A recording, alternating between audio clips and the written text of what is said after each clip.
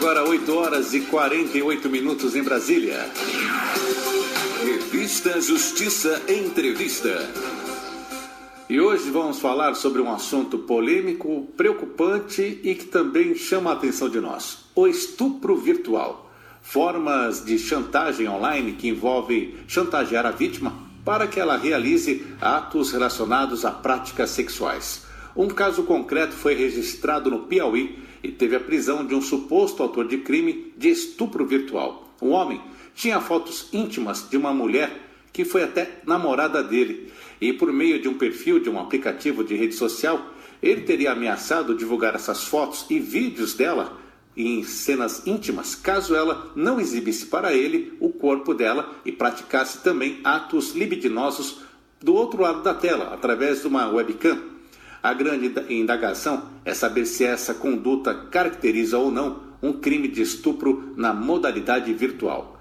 Para falar sobre esse assunto, nós vamos conversar agora ao vivo com o Dr. Jefferson Botelho. Ele é superintendente-geral do Estado de Minas Gerais, advogado especialista em direito criminal, professor da Universidade Antônio Carlos, com especialização na Espanha no combate ao crime organizado, antiterrorismo e combate à corrupção. Olá, Dr. Jefferson, muito bom dia. Bem-vindo mais uma vez ao Revista Justiça. Bom dia, Sérgio. Bom dia, Rádio Ouvintes. É um prazer falar mais uma vez ao seu programa. Dr. Jefferson, atualmente a modernidade ela tem exigido da lei constantes ajustes de suas regras. O senhor concorda que isso é necessário e está acontecendo assim? Concordo e acredito que a vida é muito mais rica que a chamada previsibilidade normativa. Quando o Código Penal foi criado por uma comissão de notáveis, né, o Nelson Hungria, o Roberto Lira, o Nacélio de Queiroz e o Vieira Braga, em 1940, há mais de 70 anos atrás, o crime de estupro era o fato de constranger mulher a ter conjunção carnal, né, mediante violência ou grave ameaça. E não se imaginava utilização de meios virtuais, da própria internet, como instrumento da prática de crime. Em 2009 houve uma grande reforma do Código Penal, sobretudo nos crimes contra os costumes, que deixou de ser crimes contra os costumes para ser crimes contra a dignidade sexual, por meio da Lei 12.015 de 2009. E aí a Constituição, o direito, né, o legislador, à luz da Constituição de 88, quer policiar, na verdade, a dignidade da pessoa humana, e não os hábitos sexuais que, porventura, os membros da sociedade resolvam adotar livremente, sem qualquer constrangimento, sem ofensa, a direito de terceira pessoa, ainda que para alguns, Sérgio, sejam imorais e inadequados. Então, quando o legislador criou lá em 1940, se exigia o chamado contato físico para a prática desse tipo de delito, dessa modalidade criminosa. Então tinha que ter uma forma vinculada à conduta do autor. Ele tinha uma conduta vinculada, ou seja, tinha que ter o contato físico e não se contentava meramente com a chamada contemplação lasciva. Então essa decisão inovadora, preocupante, né, porque realmente a gente sabe que o direito penal, sobretudo, ele é um instrumento eminentemente repressor, e a conduta criminosa ela tem que ser taxativa.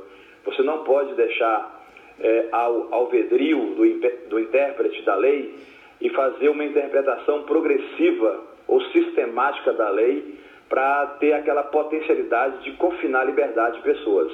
Então a maior discussão hoje é saber se realmente a contemplação lasciva de um cidadão que está do lado de um computador e uma outra pessoa que está do outro lado de uma rede de computador, utilizando alguns aplicativos, possa praticar atos libidinosos e o autor se satisfazer o seu prazer sexual com esse tipo de modalidade criminosa.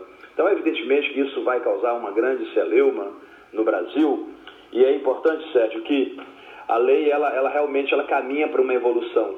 O Estatuto da Criança e do Adolescente, em 2008, sofreu uma grande modificação no artigo 240, 241, até a linha D, introduziu várias modalidades de pornografia, modalidades de exibição de imagens de sexo explícito, pornográfico de criança e adolescente.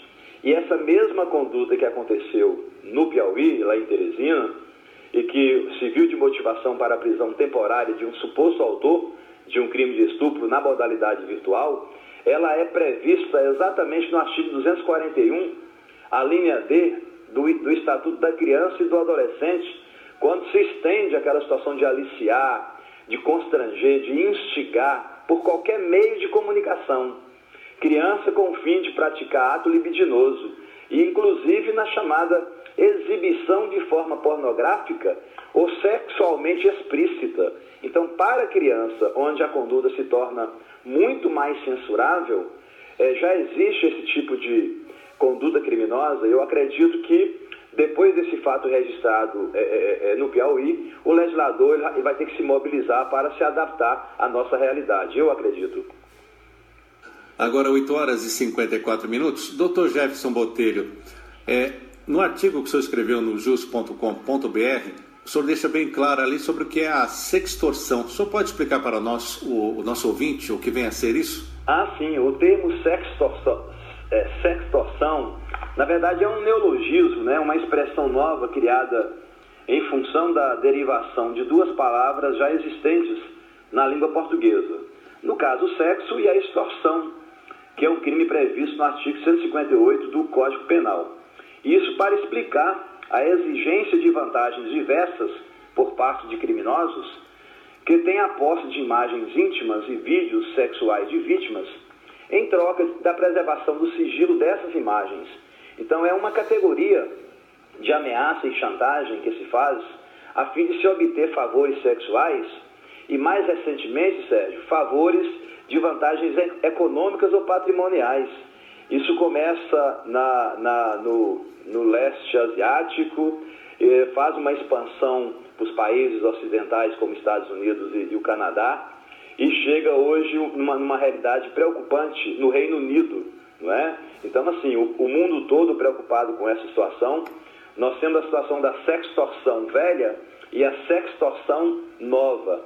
A sextorção velha é justamente essa modalidade que nós estamos explicando para a obtenção de vantagens e favores de ordem sexual.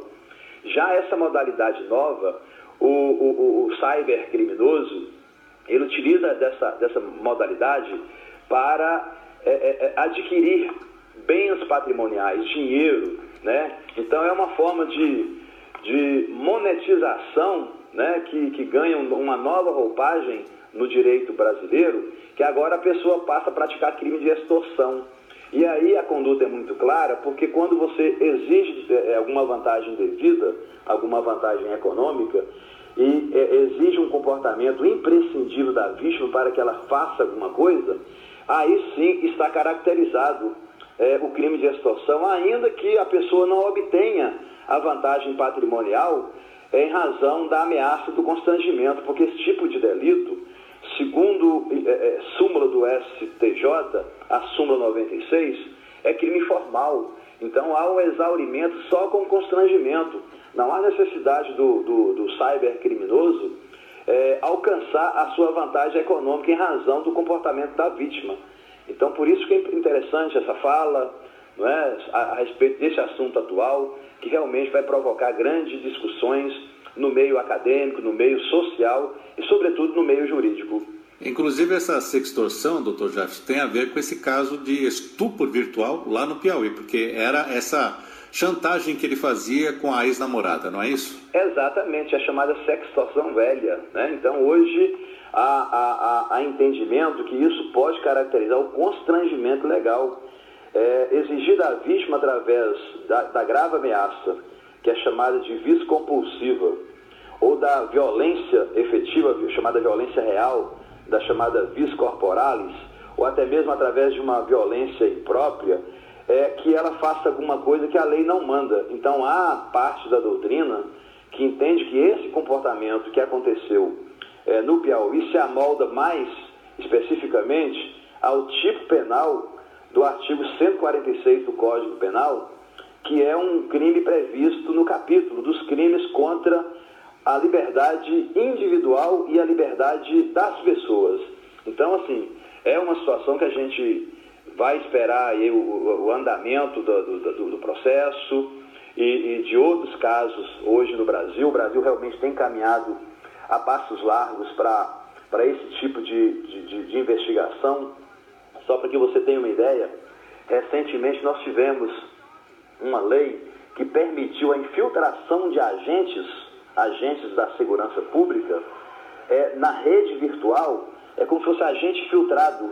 Agora nós temos o agente filtrado na rede social para apurar esse tipo de crime, né? O crime da invasão de dispositivo informático, o crime de estupro vulnerável, de corrupção de menores, a questão do favorecimento da prostituição ou qualquer outra forma de exploração de criança ou adolescente, ou até mesmo de vulnerável, a questão da satisfação de lascívia mediante presença de criança ou adolescente, que aí nós temos também o fato de presenciar esse tipo de cena, não é? De conjunção carnal ou ato libidinoso, a fim de satisfazer a lascívia própria ou de uma terceira pessoa, né? O Estatuto ECA prevendo uma pena de 2 a 4 anos de reclusão. Então, assim, o direito tem se evoluído e nesse quesito eu acredito que o legislador já se mostra preocupado. Por quê? Porque nós temos um caso isolado da 5ª turma do Superior Tribunal de Justiça, que decidiu pela desnecessidade do contato físico para a configuração do crime de estupro.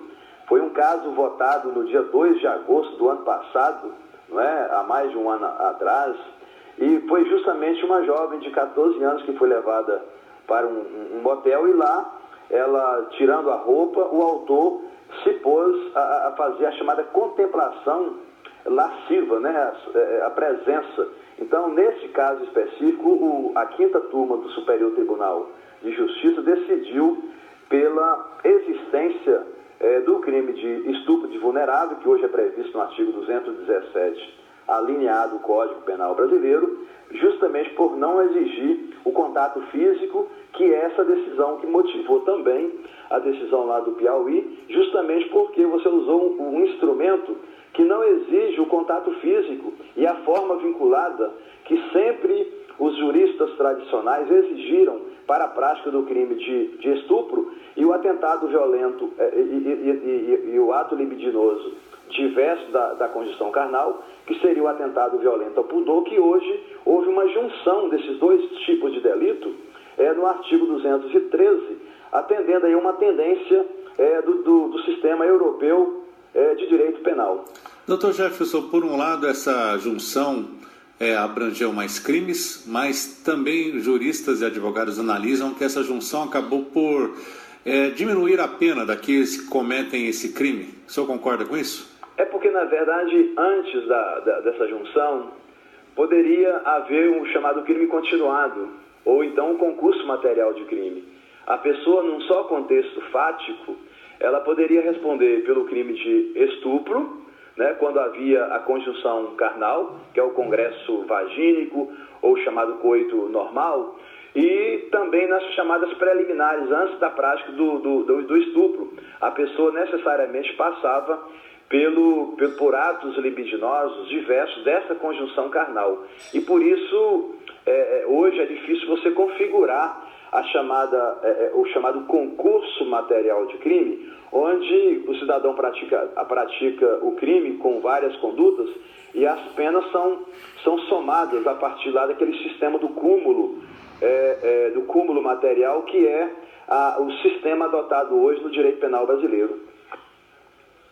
Agora 9h02. Dr. Jefferson Botelho, quero agradecer a sua participação aqui conosco. Ele que é superintendente-geral do Estado de Minas Gerais, advogado especialista em direito criminal e professor da Universidade Antônio Carlos, com especialização na Espanha no combate ao crime organizado, antiterrorismo e combate à corrupção, repercutindo conosco uma decisão da Justiça do Piauí que está condenando um homem pela prática de estupro virtual. Dr. Jefferson, mais uma vez, agradecemos a sua participação. Sempre à disposição e um bom dia. Muito bom dia.